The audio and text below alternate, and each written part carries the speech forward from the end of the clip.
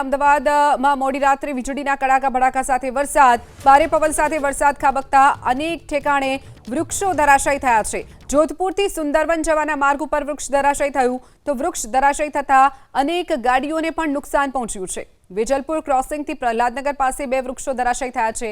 નવરંગપુરા, પાલડી, ચાંદખેડા, નારણપુરામાં પણ વધુ વરસાદ વરસ્યો છે। સરખેજ, વેજલપુર, જોધપુર, પ્રહલાદનગરમાં 10 મિલીમીટર વરસાદ નોંધાયો છે તો આ તરફ બોડકદેવ, સાયન્સ સિટી, ગોતા, ચાંદલોડિયામાં 8.7 મિલીમીટર વરસાદ। રાત્રે વરસાદના કારણે 7 ફ્લાઇટને ડાયવર્ટ કરવાની ફરજ પડી હતી તો મુંબઈથી આવતી ફ્લાઇટને રાજકોટમાં ડાયવર્ટ કરવામાં આવી છે। તો અમદાવાદમાં મોડી રાત્રે વરસાદ વરસ્યો છે જેને લઈ અનેક ઠેકાણે વૃક્ષો ધરાશાયી થવાની ઘટના। અમદાવાદ શહેરમાં સોમવારે મોડી રાત્રે પવન સાથે પડેલા વરસાદના બાદ તારાજીના દ્રશ્યો શહેરમાં અલગ અલગ સ્થળો પર જોવા મળ્યા છે। ગાર્ડન વિભાગની નિષ્ક્રિયતા અથવા નિષ્ફળતાના કારણે સામાન્ય નાગરિકોને નુકસાન વેઠવાનો વારો આવ્યો છે। અમદાવાદના ઈસરો રોડ ઉપર એક ઘટાટો વૃક્ષ પાર્ક થયેલી બે ગાડીઓ પર પડતા ગાડીઓનો કચરઘાણ નીકળી ગયો છે અને આપ સ્થિતિ અહીંયા આગળ જોઈ શકો છો। ગત મોડી રાત્રે આ વૃક્ષો પડ્યા બાદ હજી સુધી તેને દૂર કરવામાં નથી આવ્યા અને પવન એટલો વધુ હતો કે મૂળ સાથે આ વૃક્ષો છે તે અહીંયા આગળ ઉખડી ગયેલી સ્થિતિમાં જોવા મળી રહ્યા છે।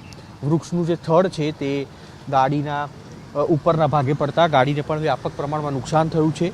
હજી સુધી આ વૃક્ષ છે તેને હટાવવામાં ન આવતા રોડ બ્લોક થયો છે અને વાહન ચાલકો છે તે બીઆરટીએસ કોરિડોરમાં પોતાના વાહનો હંકારવા માટે મજબૂર બન્યા છે। કોર્પોરેશન તરફથી પ્રી મોન્સૂન એક્ટિવિટીમાં દર વખતે વૃક્ષો છે તેને ટ્રીમ કરવા માટે સવિશેષ કાળજી રાખવામાં આવતી હોય છે પરંતુ આ વર્ષે પરિસ્થિતિ પહેલા વરસાદમાં આ પ્રકારની છે જ્યાં આગળ સામાન્ય નાગરિકો છે તેમને નુકસાન થવાની શરૂઆત થઈ ચૂકી છે અને શહેરભરમાં અલગ અલગ સ્થળો પર વૃક્ષો પડવાના કારણે તે વાતની ચોક્કસથી પ્રતીતિ થાય છે કે પ્રી મોન્સૂન એક્ટિવિટીમાં જે વૃક્ષોના ટ્રીમિંગ યોગ્ય રીતે થવા જોઈએ તે થયા ન હતા જેના કારણે આ પરિસ્થિતિનું નિર્માણ થયું છે। તો બીઆરટીએસ કોરિડોરમાં પણ આપ જોઈ રહ્યા છો જે વાહનો છે તે રોડ બ્લોક હોવાના કારણે બીઆરટીએસમાં પસાર થઈ રહ્યા છે અને તેના કારણે થઈને પીક અવરમાં એટલે કે દિવસની શરૂઆત થશે તેમ તેમ વાહન ચાલકો છે તેમના માટે મુશ્કેલી ઊભી થશે જો આ વૃક્ષ છે તેને હટાવવામાં ન આવ્યું તે પરિસ્થિતિમાં। કેમેરામેન પિયુષ લેવા સાથે કુશાંક સોની,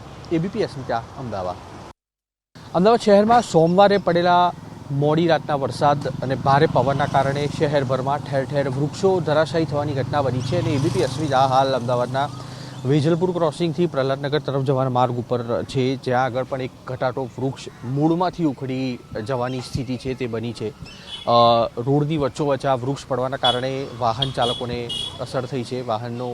વાહન ચાલક અને વાહન વ્યવહાર પ્રભાવિત થાય તે પ્રકારની પરિસ્થિતિ છે।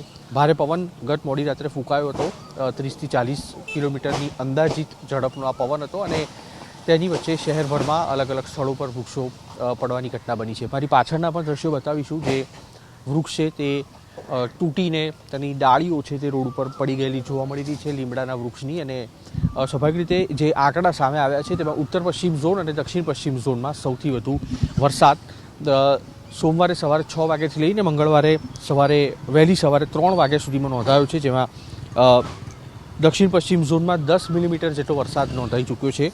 ઉત્તર પશ્ચિમ ઝોનમાં 8.7 મિલીમીટર જેટલો વરસાદ નોંધાઈ ચૂક્યો છે અને પશ્ચિમ ઝોનમાં 9.57 મિલીમીટર જેટલો વરસાદ છે તે નોંધાઈ ચૂક્યો છે। જોકે વૃક્ષો તૂટી જવાના કારણે હજી સુધી પણ ફાયર વિભાગ કે ગાર્ડન વિભાગની ટીમો છે તે ઘટના સ્થળ ઉપર પહોંચી નથી અને આ વૃક્ષોને હટાવવાની કામગીરી કરવામાં આવી નથી જેના કારણે વાહન ચાલકો છે તે પરેશાન થઈ રહ્યા છે અને તેની સાથે વાહન પણ હંકારીને સાવચેતીપૂર્વક ચલાવવા પડે તે પ્રકારની સ્થિતિ જોવા મળી છે। કેમેરામેન પિયુષ લેવા સાથે કુશાંક સોની, એબીપી અસ્મિતા, અમદાવાદ।